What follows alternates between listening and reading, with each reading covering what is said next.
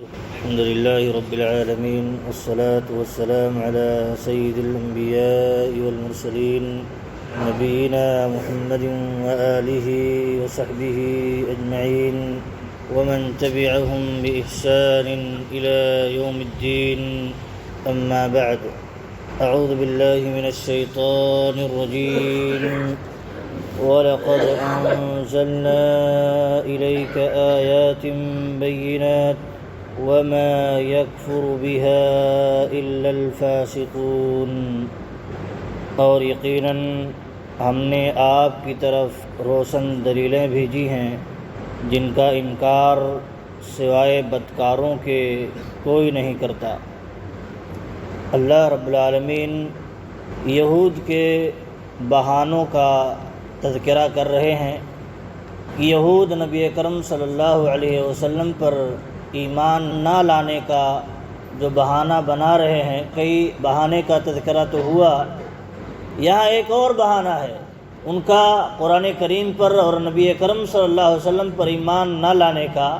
کہتے ہیں انسان کی جو فطرت ہے، انسان کی جو عادت ہے، اگر کسی چیز کو نہ ماننے کے لیے ٹھان لے تو اس کے پاس بہانوں کی کمی نہیں ہوتی ہے. اگر ماننے کے لیے ٹھان لے تو اس میں بھی انسان بڑا اڑیل ہوتا ہے. لیکن ہمیں اللہ رب العالمین نے ان خطرات سے بچاتے ہوئے ایک محفوظ چیز ہمیں دے دی ہے، عطا کر دی ہے کہ ہم نہ تو اپنی خواہش پر چلیں نہ اپنی سرکشی پر چلیں، بلکہ کیا کریں، کتاب و سنت کے مطابق اپنے آپ کو ڈال دیں. اللہ رب العالمین نے یہاں ذکر کیا، عبداللہ ابن عباس رضی اللہ تعالی عنہما سے روایت ہے، کہتے ہیں ابن سوریہ یہ نبی اکرم صلی اللہ علیہ وسلم کے پاس آیا اور کہتا ہے یا محمد ما جئتنا بشیء نعرفہ، آپ کوئی ایسی چیز لے کر کے آئے نہیں ہیں جس کو ہم پہچانتے ہوں، کوئی ایسی نشانی، کوئی ایسی علامت لے کر کے نہیں آئے ہیں جس کو ہم جانتے ہوں کہ یہ نبی کی علامتیں ہیں، نبی کی پہچان ہے. اور کیا کہتا ہے وَمَا أَنزَلَ اللَّهُ عَلَيْكَ مِنْ آيَةٍ بَيِّنَةٍ فَنَتَّبِعُكَ، اور رب العالمین نے آپ پر کوئی واضح دلیل، کوئی واضح نشانی نہیں نازل کی ہے کہ ہم آپ کی پیروی کریں. کہتے ہیں اس کی بات سن کر کے اللہ رب العالمین نے یہ آیت کریمہ نازل فرمائی. یہ بھی ایک بہانہ ہی تو ہے. کیا آپ کچھ ایسی چیزیں لے کر کے نہیں آئے ہیں جس کو ہم پہچانتے ہوں؟ حالانکہ یہ خوب پہچانتے تھے، ان کی کتابوں میں موجود تھی. اور دوسرا بہانہ یہ تھا کہ آپ واضح نشانیاں لے کر کے نہیں آئے جو ہماری سمجھ میں آئے، واضح دلائل، واضح نشانیاں، واضح علامتیں جو نبی کی ہوتی ہیں آپ لے کر کے نہیں آئے ہیں کہ ہم آپ کی پیروی کریں اور آپ پر ایمان لے آئیں. اسی ایک بہانے کا تذکرہ یہاں ہوا ہے اور اللہ رب العالمین نے اس کا جواب دیا ہے. فرمایا اور یقیناً ہم نے آپ کی طرف اے نبی روشن دلیلیں، واضح دلیلیں ہم نے نازل کر دی ہیں آپ کی طرف. یہ کہہ رہے ہیں واضح نشانیاں نہیں ہیں. اللہ رب العالمین نے کہا ہم نے واضح نشانیاں نازل کر دی، لیکن کیا ہے جن کے آنکھوں پر پردے پڑے ہوئے ہوں، کان پر پردہ پڑا ہوا ہو اور دل پر مہر لگا دی گئی ہو تو بہرحال اس طرح کی چیزیں وہ نہیں دیکھ سکتے، نہیں سمجھ سکتے. اللہ رب العالمین نے کہا وَمَا يَكْفُرُ بِهَا إِلَّا الْفَاسِقُونَ، اس کا انکار، ان واضح آیتوں کا، ان واضح دلیلوں کا انکار جو بالکل روشن ہیں، سورج کی طرح روشن ہیں، ان کا انکار وہی کر سکتا ہے جو فاسق و فاجر ہو، جو خواہش کا پجاری ہو، نفس کا پجاری ہو، ہر چیز خواہش کے مطابق کرنا چاہتا ہو اور چاہتا ہو کہ ساری چیزیں ہمارے خواہش کے مطابق ہوں، تو اس کا کوئی علاج نہیں، ایسوں کا کوئی علاج نہیں ہے. اہل علم کہتے ہیں ان آیات میں اللہ رب العالمین نے جو کہا ہے کہ ہم نے واضح نشانیاں بیان کی ہیں، کہا جو واضح نشانیوں کے ذریعہ ہدایت چاہتے ہیں اللہ رب العالمین ان واضح نشانیوں کے ذریعہ، ان واضح دلائل کے ذریعہ انہیں ہدایت دے دیتے ہیں، کیونکہ جو وہ چاہتا ہے اللہ سے توفیق مانگ رہا ہوتا ہے تو ایسوں کو اللہ رب العالمین ہدایت ان واضح نشانیوں کے ذریعہ، ان واضح آیات کے ذریعہ عطا کر دیتے ہیں.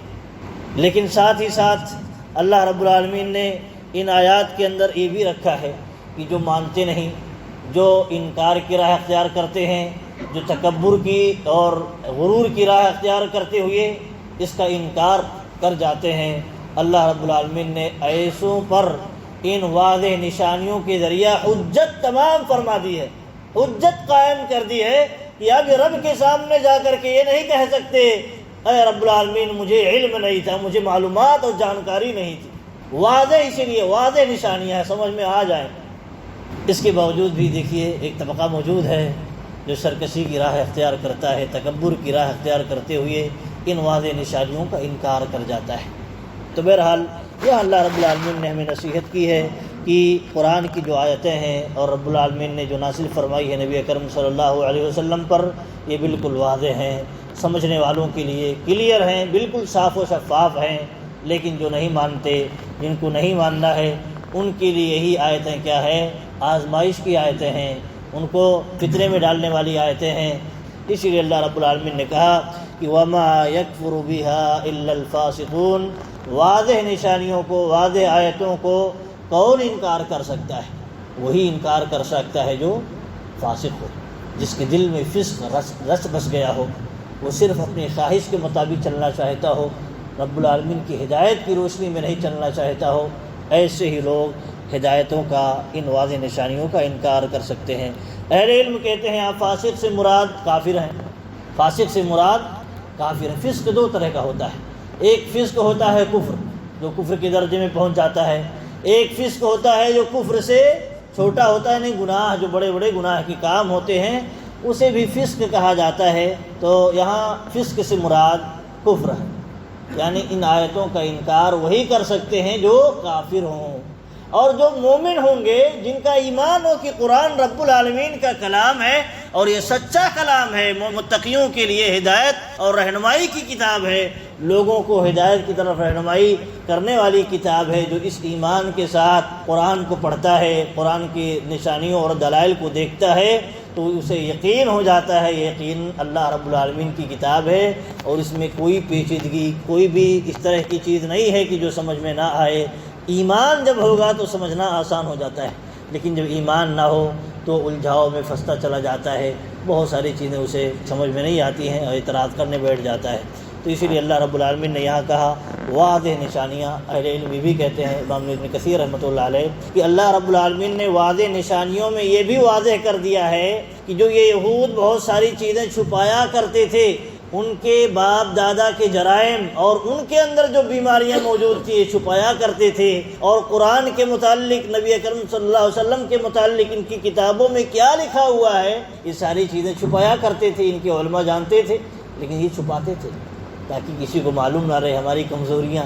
تو اللہ رب العالمین نے ان ساری چیزوں کو بھی واضح نشانیوں کے ذریعہ واضح کر دیا ہے، ان کے راز کو اور ان کے بھید کو بھی کھول کر کے رکھ دیا ہے۔ اب اگر یہ ایمان لانا چاہتے، اگر ان کے ہاں ایمان لانے کی تڑپ ہوتی، تو یہ ساری نشانیاں موجود ہیں کہ ان کے دلوں کا راز کیسے کوئی ایک امی نبی بتا سکتا ہے۔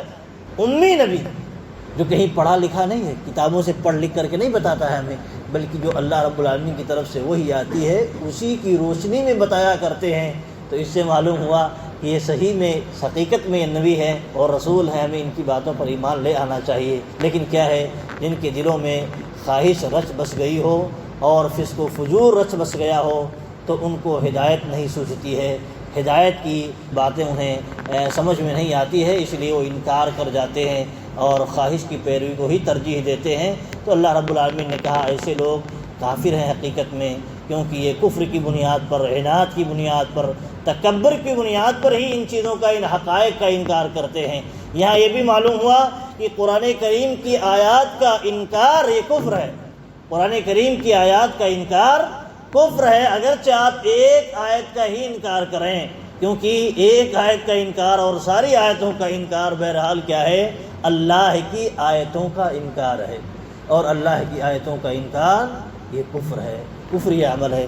اللہ رب العالمین سے دعا ہے کہ اللہ رب العالمین ہمیں کتاب و سنت کی روشنی میں زندگی گزارنے کی توفیق دے، اور یہود کے طرز اور یہود کے عمل سے اللہ رب العالمین ہمیں بچائے۔ آمین۔ وصلی اللہ علی نبینا محمد وآلہ وصحبہ اجمعین۔ السلام علیکم ورحمۃ اللہ وبرکاتہ۔